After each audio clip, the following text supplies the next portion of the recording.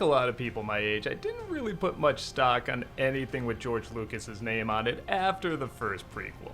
That means I missed Genndy Tartakovsky's, I never know if I'm saying that name right, miniseries The Clone Wars.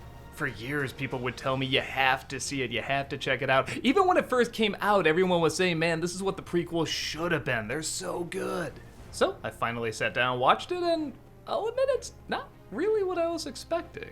When a lot of people said this is like the Black Hawk Down of Star Wars, they weren't kidding, because most of what you see is literally just violence. For a long time, particularly in part 1, there's almost no dialogue. Now, with the prequels, you could say that's a good thing, because we all know what the dialogue in the prequels is like, but at first I was like, man, I do need a little bit, guys. Genndy's animation has proven to be spectacular over time, and let's face it, he actually can do animation very well where there is no dialogue. He did an entire show based around it.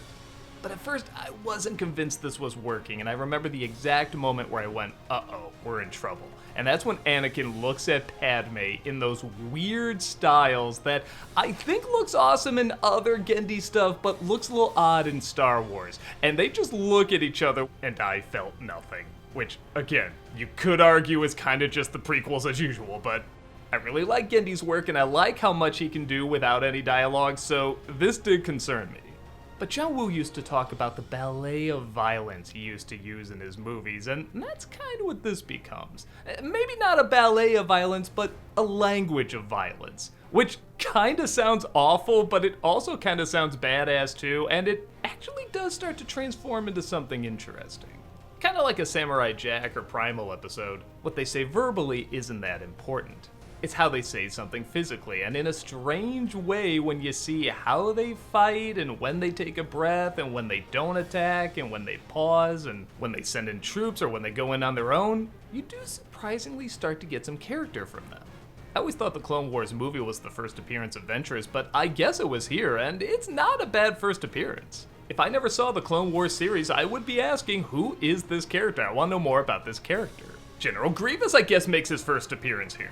This is split up into 2 parts, and the funny thing is, in part 2, there actually is a lot more dialogue. In fact, there's a lot fewer stories. In the first one, there's a lot of different battles and a lot of different strategies and the different ways they take people out and everything. And in the second one, there's only 2 stories. One is about the kidnap of Palpatine, which is a lot like Volume 1. There's not a lot of dialogue in it, it's a lot of action. But the other story follows Anakin and Obi-Wan as they land on a planet that, man, if you think James Cameron stole a lot for Avatar, wait until you see this place. This planet literally has blue cat people that have a very heavy Native American lean to them. And they need the help of a white human savior.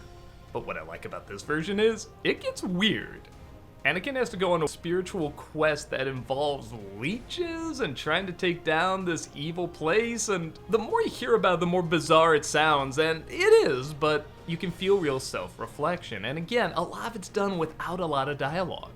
It's also kind of neat seeing the style that Genndy would create eventually kind of become the Clone Wars style. I mean, yeah, eventually it goes to CG, but it still has that angular look. You can tell it was inspired by this design. So, starting from a place of kind of worrying at the start, thinking I wasn't going to get invested, by the end, I did end up enjoying it. But, like I said, it wasn't what I was expecting, and yeah, I don't think it's anywhere near the best Star Wars. I understand why it got a following, it has a very cool style, it has great people involved, and it came out at a time where there was like no good Star Wars stuff at all. I mean, I know you can complain about right now, but there's a few good things here. We just had the 2 prequel movies. This was kind of a godsend. But it is good if you know what you're getting into. I think that does help going in. It's not going to be Clone Wars the series, but it isn't going to be mindless action either. It's more mindful action, if that makes sense. Like there's an art to it, an energy to it, even kind of a meditative state to it after a while.